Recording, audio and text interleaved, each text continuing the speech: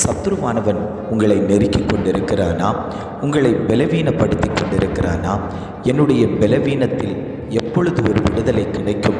நான் விடுதலைக்காக வாஞ்சித்து கொண்டிருக்கிறேன். நான் தேவ சமூகத்தில் அதிக நேரம் இருந்து கொடுக்கிறேன்.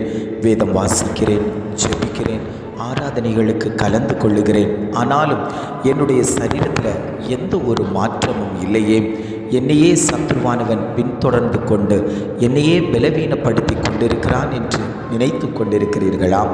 ஆண்டவர் சொல்லுகிறார், உன்னை தொடுகிறவன் என்னை தொடுகிறான்.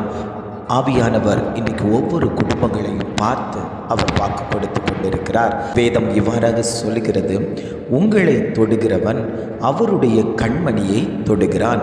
ஆண்டவர் குடும்பங்களை பார்த்து சொல்லுகிறார், என்னை தொடுகிறவன் உங்களை தொடுகிறான் என்று ஆண்டவர் குடும்பங்களை பார்த்து பேசிக்கொண்டிருக்கிறார்.